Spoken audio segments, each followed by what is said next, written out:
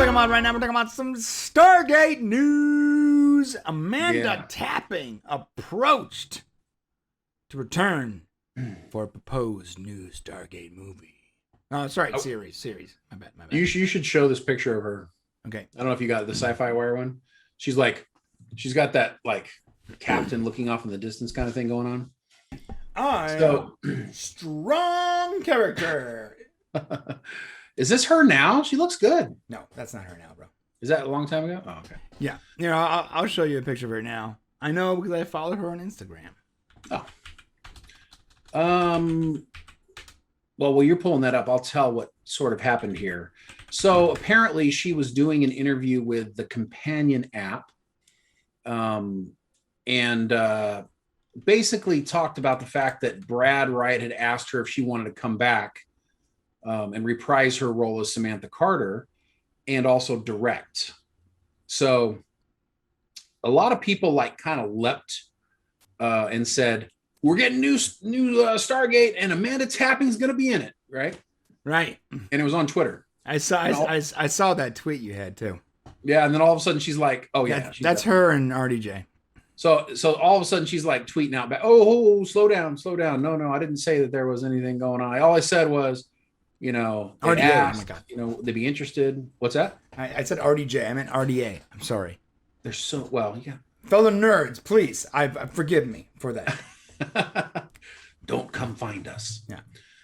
Yeah. So it's kind of funny because Amanda's she started walking it back. Now here's the thing. We know that Brad, we've already nailed this stuff down. You guys go watch a couple of those the Stargate stuff we did a couple videos ago. It ties everything together, how we know that and then he came out and said it. Brad was working on some sort of new Stargate. He admitted it. He basically was asking Michael Shanks if he said, I'm thinking of you when I'm writing. And then now he's asking him, Amanda Tapping if she wants to come back and be part of it. So I don't, Amanda's saying nothing's official, but let me tell you something.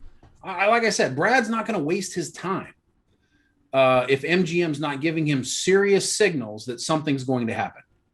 You know what I'm saying? He's not going to be getting this far into creating something, which, as being reported, it's something that apparently is going to be attached to Stargate Atlantis. Yeah. So here's the interesting part about this. Okay.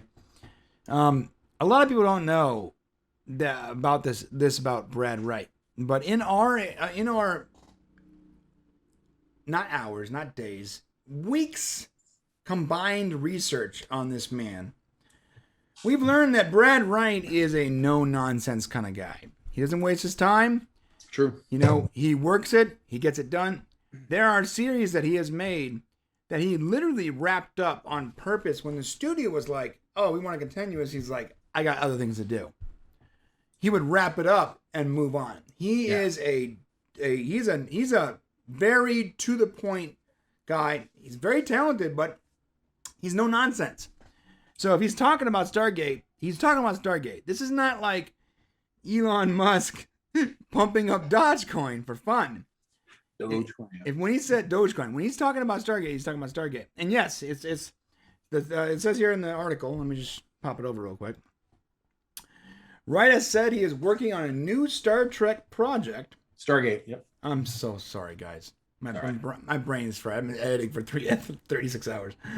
Wright has said he is working on a new Stargate project that will connect to the SG-1 Atlantis continuity while also kicking off a new era for the franchise. And now original series star Amanda Tapping, a.k.a. Samantha Carter, a.k.a. my imaginary wife in 2002, has revealed to members of the Companion, there it is again, the Companion, that she has been approached by Wright and about returning and directing if the project eventually gets off the ground. Yeah, so what's weird about this is we've been telling you guys that it's going to be a movie, right? We've been telling you it's going to be a movie. This makes me wonder a little bit because I don't know if he would bring her in to direct a movie. No. He would bring her in to direct episodes. Right. but not a movie. And I don't believe. And so that makes me like, whoa, because if he's writing a series, yeah, Brad, if you're writing a series, man, and MGM's not giving you the green light, that's a bummer. So as you can see, we're taking off back when Stargate was successful, right? Right. SG-1, Atlantis, sorry, universe people. Okay, it never got to a place where it could be successive. So we're going to pick up. It would have gotten there. I do believe it would have gotten there. Eventually, it would have. Yeah, I think.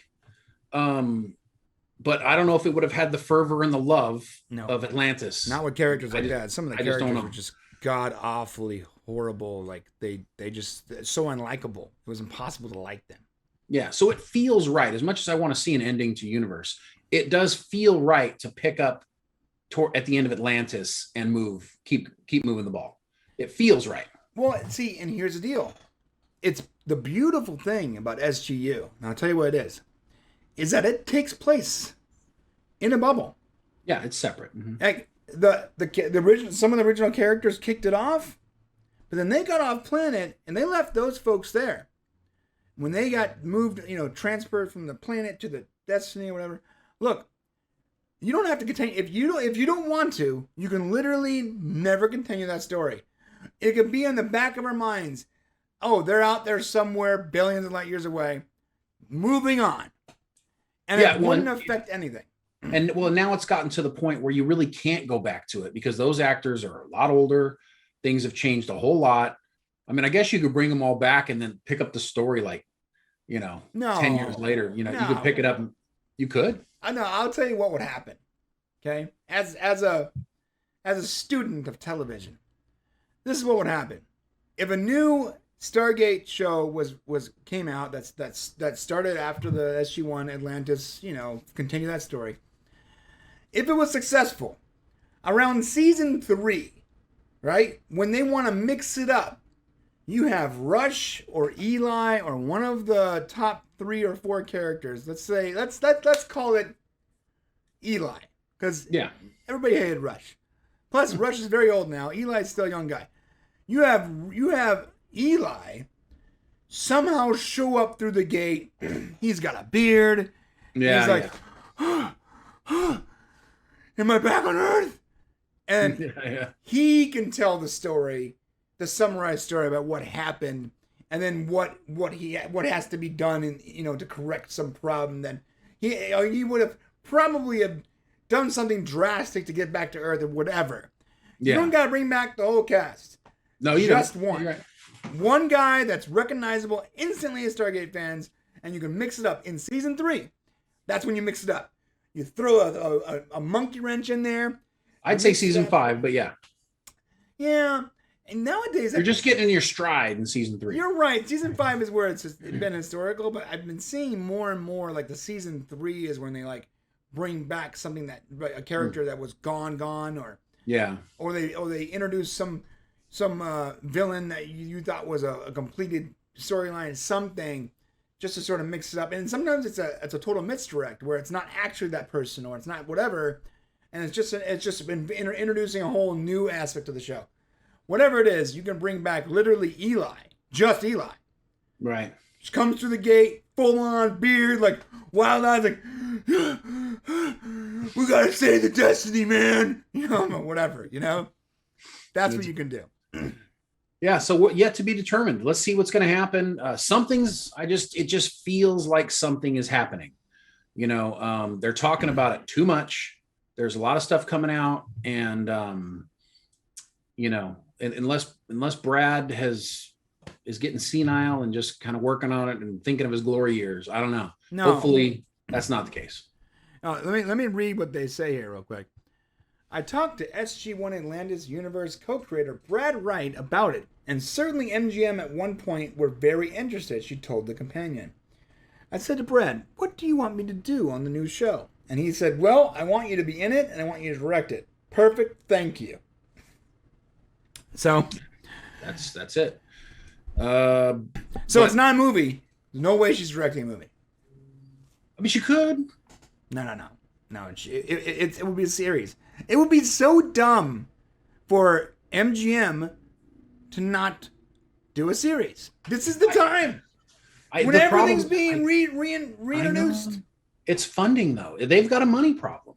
They must have somebody who's willing to back them. That's it. They must have a distributor, because MGM will not pay for this on their own. I know they won't. I got a theory, Shane. I got a theory, bro. Let's hear it. Popcast Profit is in the house. Ready? Okay. What just landed on Netflix last week? Oh, the Stargate movie. The original Stargate movie. That's right. Has just came to Netflix last week. Stargate came back. Why is that, Shane? I bet you Netflix is involved with MGM. Well, yeah, if that's the case, then boom, there it is. Because, dude, Netflix is losing unique TV shows by the dozen every month. It's true. They're losing them to these other streaming platforms. MGM has held out. They've tried to sell SG1 and SGU and SGA to everything. They're like, oh, yeah, everybody holds our stuff. Give us money, right? Right. Bro, Netflix has the FU money to be like, yo, here's a bunch of money. Let's get a new show made. And that would, I don't even think they need it, but let me tell you something. If you weren't subscribed to Netflix and you were a fan of Stargate, you would be subscribed to Netflix. Who's not subscribed to Netflix, bro? Well, I mean, dude, according to their numbers, there's still at least 60% of the planet not subscribed to Netflix.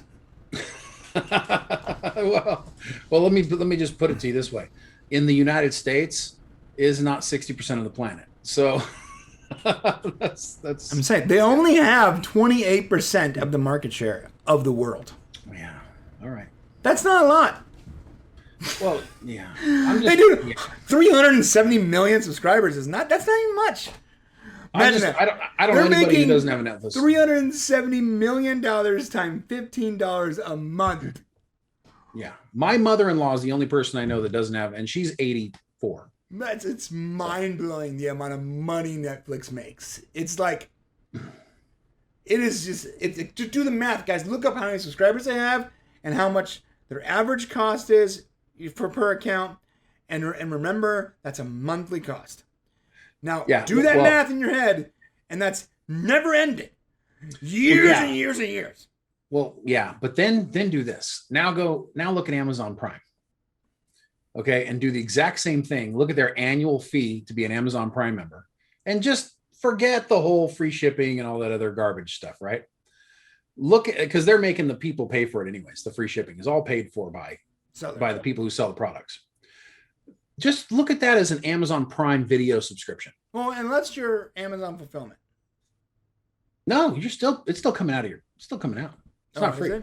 Oh yeah, if you're selling on Amazon, that's bro, you're not getting $10 a month. Netflix has even more subscribers at $15 a month. No, how much is your Amazon Prime's only 120 a year? Yeah, 120 a year. I got to look up that. Anyways, the point is did you see? I mean, I don't want to spread this out too much, but we're getting a Lord of the Rings basically prequel. I know. They could do whatever they want on Amazon too. It's $465 million. $465 million to make this show. $500 million for a TV show. Holy cow! It's bring Stargate back. Somebody bring Stargate back. For how in the world is there not a Stargate show when you're spending $500 million for the Lord of the Rings series? Did you see that? No one even asked for it. No one's talking about that. Did you see that article? Like, we're pretty much going to need everybody on the planet to watch in order to make our money on it. But we think everybody on the planet's going to watch it. So it's, dude, it's nuts. Right? It's nuts. And that's why whenever someone goes, I mean, you've said in the past, like, it's too expensive to make sci-fi. You're right, it is. Unless you are Disney, Netflix, or Amazon.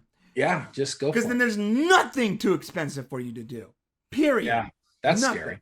And you know what? It's pretty soon. I think HBO Max came on the list too. Because HBO Max spent almost $70 million on the Snyder Cut. Additionally, that was added budget for reshoots and people doing graphics in their house. Right. People doing graphics on their home computers during $67 million and promotion. How much of that was promotion? You don't even need that much. Yeah. So bring back Stargate, guys. Just bring it back already. There's no $500 million. Who makes a TV show for that much money? Jesus. Amazon. I'm over here complaining about a $400 electricity bill. $500 million. Jeez. I'm looking up trying to find dog food, and like I'm looking at different brands to save $2 a month. $500 million. God, Lord in heaven. Oh.